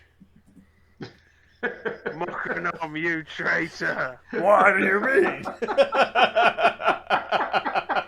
I've worked so hard. Oh, he's I think he really wanted you to big. cast. I think he wanted you to cast it on him. Oh, that was like only. Well, I don't know if it works. It doesn't work on Thurgus. He's I already know, big. right? I know, right? Okay, now I can cast either shield or long arm or mage armor. Which one? I think I can give you a mage armor. Okay, I'll take your mage armor and I'll cast a shield on myself and then a bark skin. Well, Barkskin is a good call. Barkskin plus. I'm gonna cast glibness and heightened awareness on myself because why not? Oh, I only have one more spell left. Maybe I'll save it because I could do a true strike if it really matters. Are you doing Good Hope, Matt? Good hope. It's up to you. I already have Yes. the Greater Heroism, so. I'm gonna give everyone a good hope. Good hope is going to last for 12 minutes.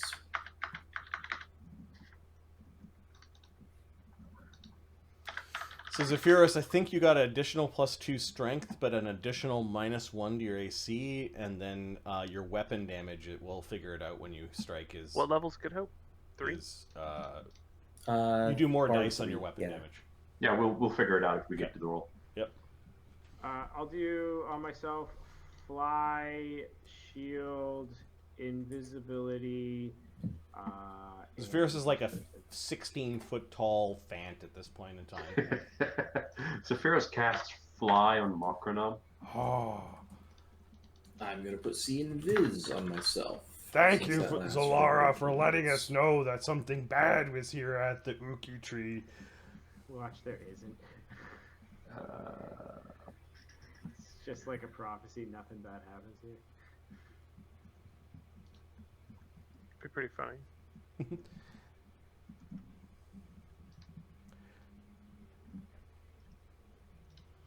Are we ready? Zephyrus casts Blur on Thurgus as well. Let me ask, are we expecting Cinder Maw soon? If so, we should protect ourselves from things like fire and acid. Do not believe he's here. I don't know. I just know that, like, we should probably hurry up, because staying in the Shadow Realm kinda sucks. Yes. Shall we then? Think we are probably okay. If we see Cinder Maw, be prepared to protect from things like fire and acid. The ground is very solid here. What a Yes. great mirror image roll. Indeed, indeed. All right, Tech is going Shall to we? cast Bark Skin on himself. He's already got Endure Elements and then Lead Blades. Oh, nice. I think most of my stuff's been said. The only thing I'm adding to that list is Stone Skin. Yep. I'll throw a haste right before we dip out. As soon as we're about to dip out, I will drop a haste on us. Okay. What level's Telepathic Bond? Fifth. 12. Oh, sorry. I don't know. Thank you. There is something going on at this place. I can get, I think, everybody with the haste. Initiative. There we go.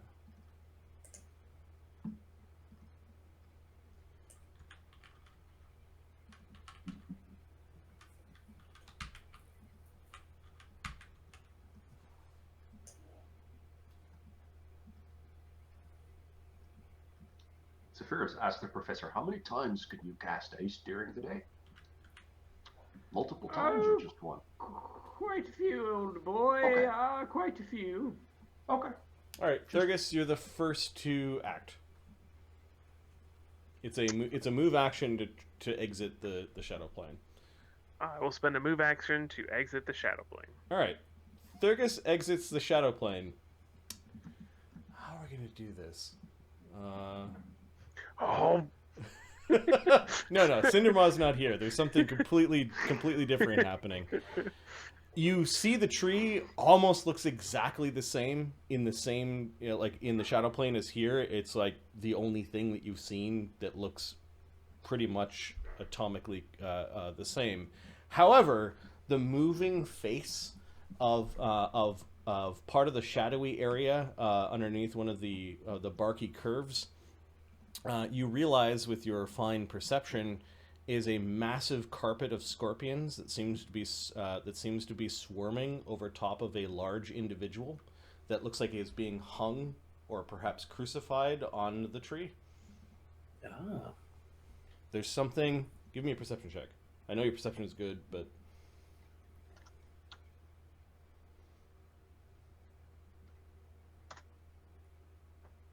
48.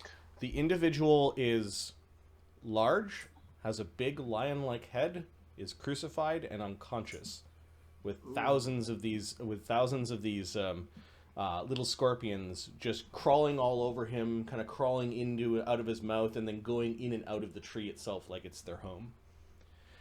With your 48, I'm gonna message Max. He knows who is underneath here with the 48.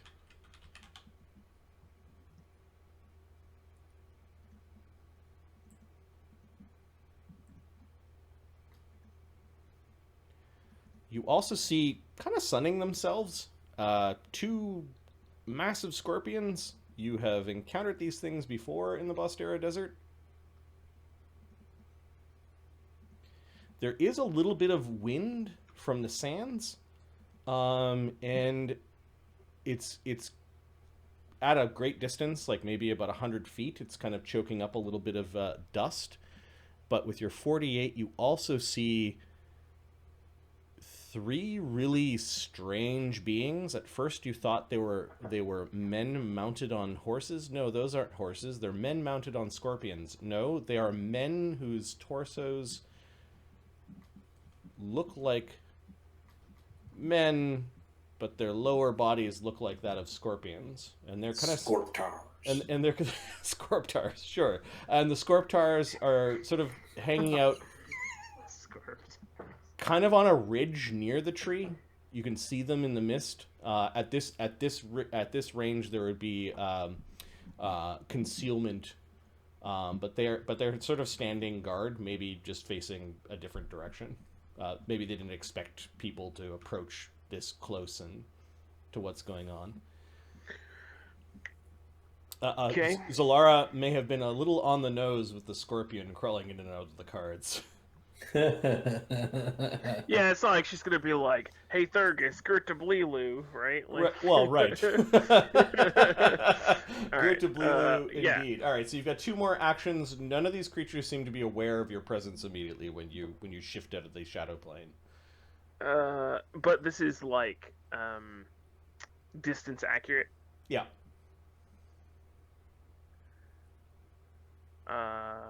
Yeah. I mean, it takes me one move action to base this other dude. Do they? See, the problem is if they don't know that I'm there, then they're not hostile. They're not hostile yet, but they're definitely not friendly. Like, this is effectively now the surprise round for you, so you get to do two actions. I am gonna base this dude. Okay, you go running up to it. The giant scorpion, it twitches a little bit as you approach, but it hasn't, like, reacted. There's no AOO as you go running right up to it. Okay, I'll take my attack and my hasted attack. Oh yeah, haste attack, nice. You get two attacks. Your sword comes flashing in. Oh, hell yeah. 43 and a 35. Hacking its hard plates. Insect juices flying everywhere. You're just doing These are damage. not power attacks. He's just trying to go for accuracy at the moment. Yep. Yeah, then I'll just do... Can I give you one number, or do you want them separate? No, these creatures are big insects. 63 points of damage. 63 points of damage. Hitting AC 43 and 35 hit its AC of 28. While the plates are thick, there's a lot of openings for you to hit. So It does react to that. There's a high pitched screech from the insect, a bunch of clacking, and it's almost like you woke it up. Maybe it was taking a nap in the sun. You don't know how insects work. But it's alive. Like, it's now clacking, and the clacking of its gigantic claws and its stinger begins to drip poison in anticipation. Oh, its clacking is now causing this thing to clack, and it's very loud and kind of resonates over this place. Mockernum is the next person to hop over. Oh. Oh. Oh. Thurgus. He's gonna hastily move over to see Thurgus. I always forgot Mockernum's movement. It's kind of... Oh, hasted fly. Good. Hasted fly means he moves at 90. The thing still hasn't reacted, so he's going to go and sit in Thurgus's square. It's safe here, buddy. Oh, okay. I'm gonna try to get it, okay? Good luck, buddy. I'll keep you safe. Alright, Neil, if you could give me a Mockernum attack with the buffs that he's got going. Haste. He's going to rage, because he's a blood rager. So he's got a slam of plus 23. Right, 1d20 plus 23. 29. Yeah, he hit one of the wounds that was cracked open by Thurgus with one of his tendrils. Whack! He does 1d6 plus with rage, 15. He was not power attacking, but he does get sneak attack off, and this creature can be snuck. So 1d6 plus 15 plus 4d6 sneak.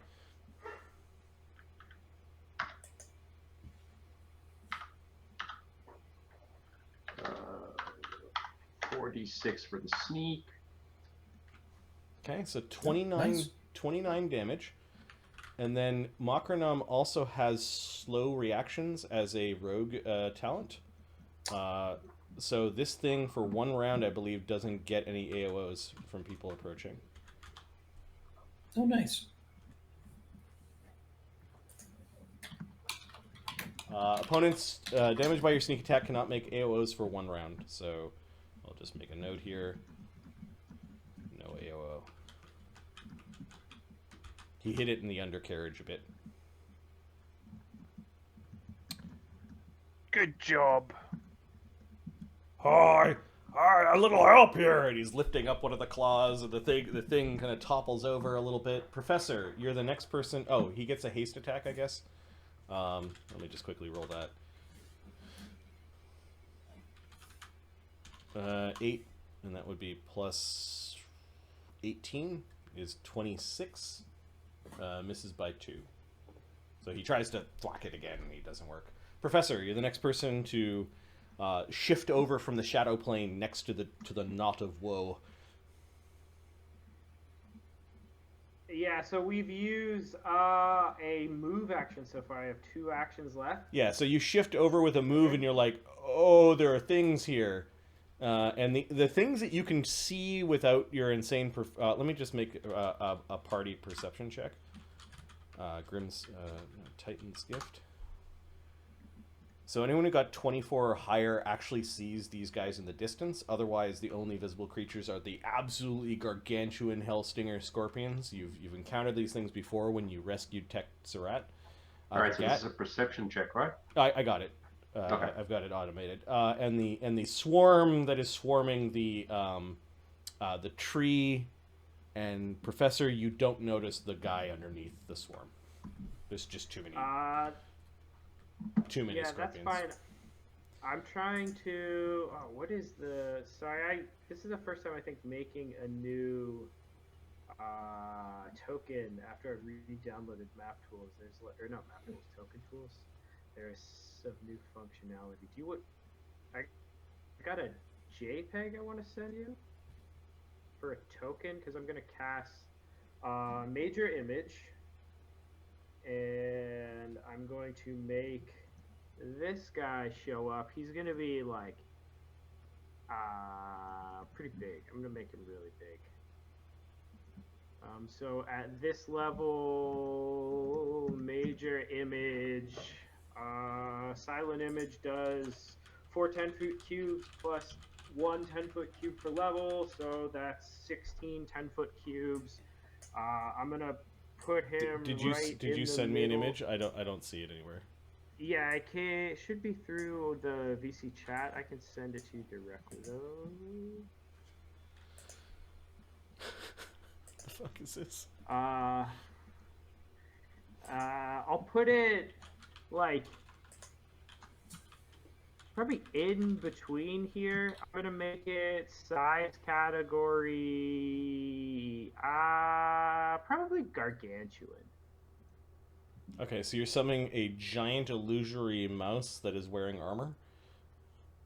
Yes, it's in the desert. There is a particular, in like the real world now, there's a particular type of mouse that comes out at night and will hunt scorpions on the desert floor.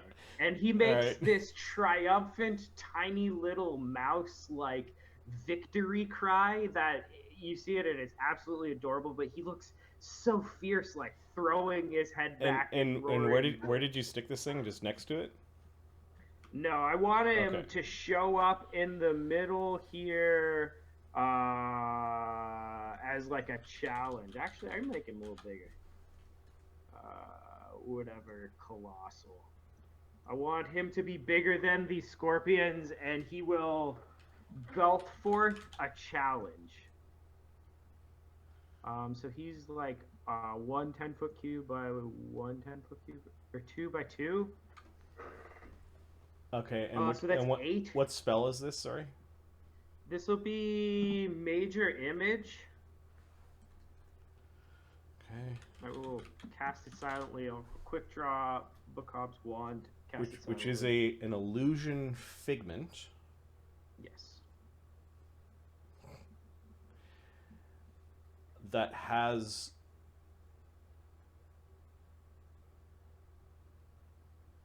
visual, sound, smell, and thermal components. It is a figment. All right, the thing does kind of twitch one of its claws when the thing arrives. What's the will save that this thing needs to make to see through your illusion? 28. Should be 28. I'll give him, so he should have about like, he should be able to move like that and like that. He's got very little play because he's so big, but I want him to be able to like kind of. All right, so this scorpion actually, because of this one clacking, this one sort of woke up as well and is now turned to pivot. Not Thurgus, who's the loudest, biggest thing here, but it's turned to pivot the mouse. The mouse is gonna go like, and you think it would be like a real deep thing, but it's still kind of mousy and still sounds like kind of adorable. But yeah, it means business here. Okay. All right. The massive mouse is there, and what is the DC of your illusion? Just 28. All right, because we've got other people arriving that may think the mouse is real. I will warn all the buddies in the telepathic bond. Okay. The only people currently in the telepathic bond are Thurgus, Mockernum, and yourself, because the others are on a different plane. Yeah, that's true. And Tech is not in the bond too, so when Tech gets here, try and warn him that the mouse isn't real. Also, Thurgus, the mouse isn't real. Cool. Got it. These scorpion things are rushing over, and they're pretty quick. They move over at 40. They scuttle behind the tree, and then they come out from around the tree in 2 different directions. 2 of them this way, and 1 of them this way, and they need to make will saves against the mouse. This scorpion folk actually launches a spear at the mouse, and that's part of his interacting with the mouse. Yeah, he thinks the mouse is real, and then It like it like tries to paw his spear out of the way.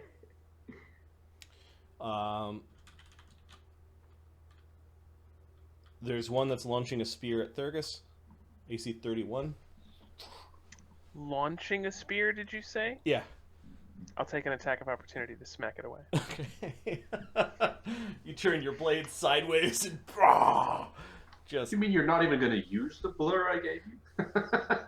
That's a 50. You send the wooden spear shaft into splinters as it explodes around you. Oh, it's raining trees, says Mockernum as a bunch of splinters come around him.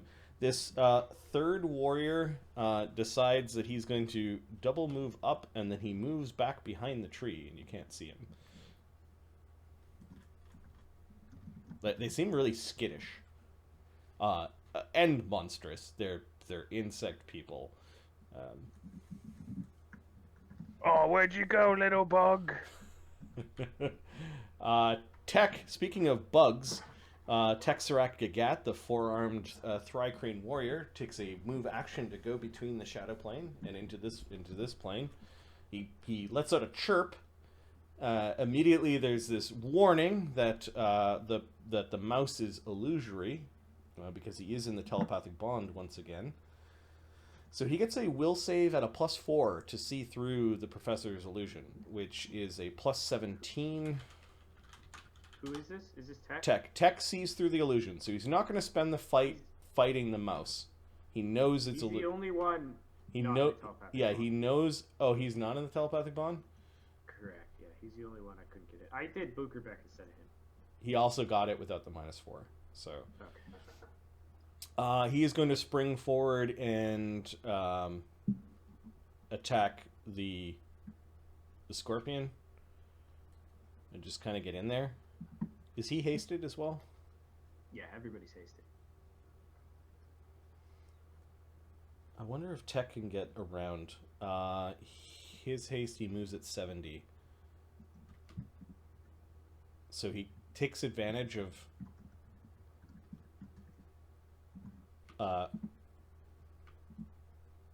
it not being able to take AOs. He gets into a flanking position. He slashes at it with one of his blades and does approximately 24, 25, 26 damage.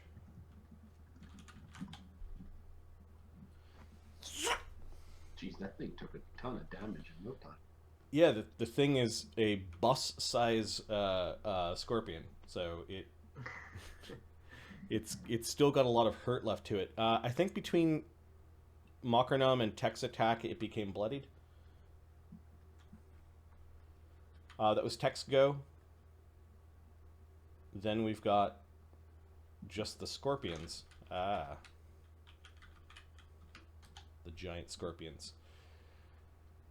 Alright, this one seems to avoid the Scorpion Warrior. Perhaps it's trained. But it is now in a vicious fight with the illusory foe. It comes in with a claw, and then its stinger comes down and bounces off some of the rocks. A bunch of poison or venom spills all over the rocks before the Knot of Woe, and it's in a fight with the giant rodent. This particular scorpion has 3 targets of different sizes. We're going to say 1, 2, 3 is Thurgus, 4, 5 is Tex, and 6 is Mockernum. It's going to attack Tech, maybe because Tech hit it last.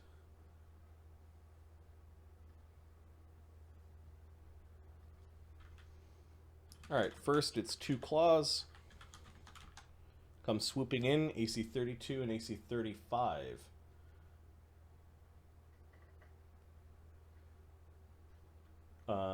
What spells does Tech have running? He's got haste. Haste brings him to AC 35 and he's raging, so AC 33, he gets hit once.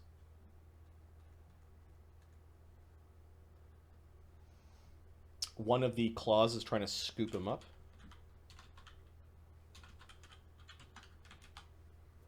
He gets hit for 15 damage, and then it is actually trying to grab him.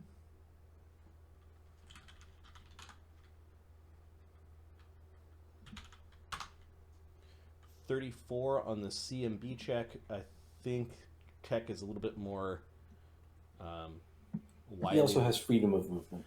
Ah, right. Okay, so it grabs a hold of him, and he slips right out. The 34 was not enough. And then the stinger coming down, however,